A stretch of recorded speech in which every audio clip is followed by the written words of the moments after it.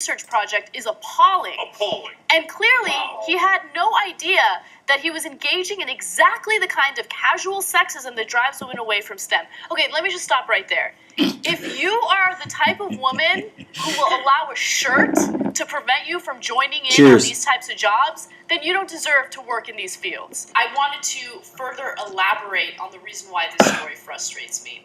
First of all, as a woman, I absolutely despise anyone telling me what I should or shouldn't wear. I hate it. Really? She doesn't, I'm watching Anna Kasparian, Why Attacking Dr. Matt Taylor and Shirtgate Belittles Feminism. Okay. I'm going to give my I'm an comments adult. in a bit. I know what I should and shouldn't wear. And to have a man tell me I shouldn't wear something because it's offensive, or to have a woman tell me that I should maybe cover up or show more skin, would drive me absolutely crazy, right? Wouldn't it? Because Yeah, totally. At the end of the day, I want people to focus on my substance, not what I decide to wear. Oh, that's a unique perspective. Focus on substance. My name is Dinus Mickle. I haven't made any, these kinds of videos in a while. And my lovely daughter is at ballet, and my super duper rock star hero mom is going to be picking her up from ballet. So I have about an hour. I'm enjoying a Hadmar Bio beer. Men sometimes do something called drinking beer. We like beer. And I want to take this Dr. Matt Taylor Shirtgate, feminist situation discussion to kind of a next level regarding discussing sexuality. Of course, gender synergy, gender neutrality, whatever you want to call it, but celebrating gender synergy. And when I saw that shirt, everybody's all mad about that shirt, right? And by the way, I'm even going to say this. I'm going to see what happens. I'm looking at my video and I see Anna Kasparian, and I don't know what you're doing with your lighting at home, but you look great, Anna. There. I gave a compliment, to a woman online that I don't know. Maybe that's extremely offensive. I kind of look pale, and I haven't really looked at my hair, sort of a little frizzed. Maybe that's just completely horrifying for me to tell Anna Kasparian, you look great in your video. You really do. I'm looking right there. You look great. Good for you. And regarding Dr. Matt Taylor, so people start talking about, so I heard the news that they landed like a satellite on a comet. And what happened internally for me, I'm going to keep my eye on the time. What happened internally for me was like, whoa, is that awesome. I didn't know anything about the shirt, and internally, because I was actually a substitute on the math team. I was kind of on the math team for a little while, and then I was a substitute for the math team in high school. And I kind of thought math was pretty cool, and I'm like thinking, wow, I could just, take out an old calculus book or take out some kind of something, and it literally is so cool that it makes me want to do math problems. I'm intentionally drinking beer during this video because I'm not drunk. and I like good beer. See, look at me. I'm kind of being male, am I not?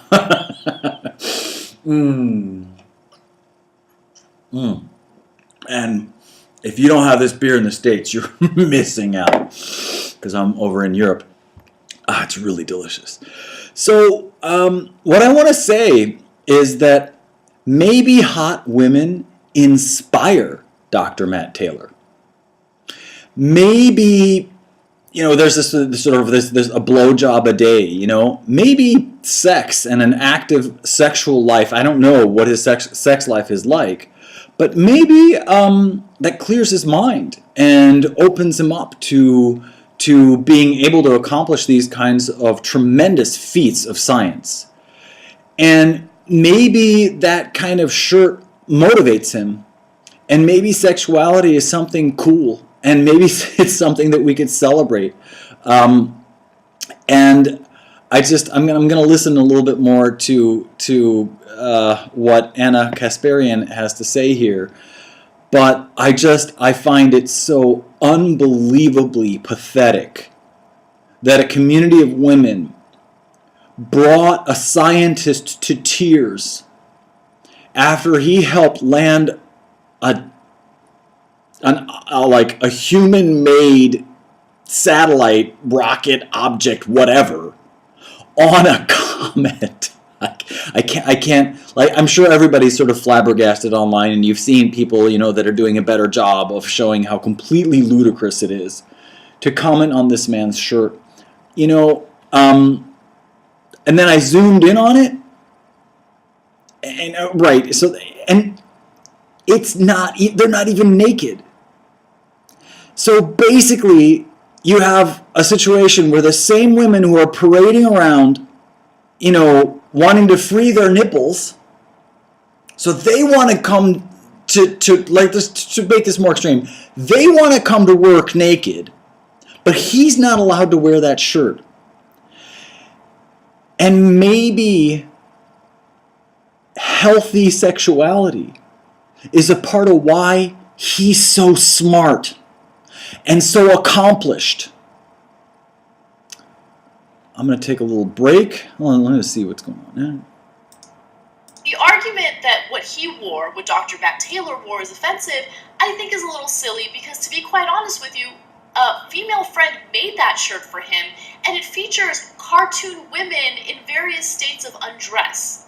And to make an argument that something like that is enough to make women uncomfortable to the point that they would avoid STEM jobs makes women look incredibly weak and incredibly petty. Okay? Yes, it does. I do not deny that there is a hostile work environment in these STEM jobs. Yes, and it's terrible. As a result, women feel uncomfortable and they shouldn't. Those jobs. Should not However, be made to feel pinpoint uncomfortable. This very specific instance and say that this casual sexism leads to women not wanting to join these fields is absolutely ridiculous. Is it even Let's casual point to sexism? Real instances where sexism exists. If you're going to point to something like this, it belittles actual instances of sexism. Yes, and it that's does. the reason why I have such a huge problem with it. Yes, it does. And another thing that I find kind of funny is that during the same week that this whole filet probe story broke, and of course, it's, in my opinion, the biggest news story of the week. Awesome story. The whole Kim Kardashian paper cover also. Kim Kardashian's losing their minds totally over, like right?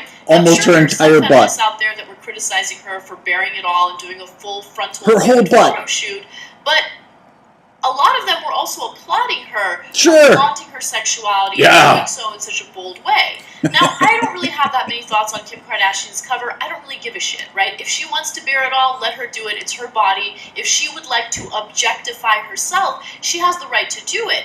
But I would argue that the same feminists that are making fun, or not making fun, but criticizing Matt Taylor for his decision of attire. All right, so, I mean, you're right. You're totally right. But there's even this part where it's like, look, objectify? All right, here.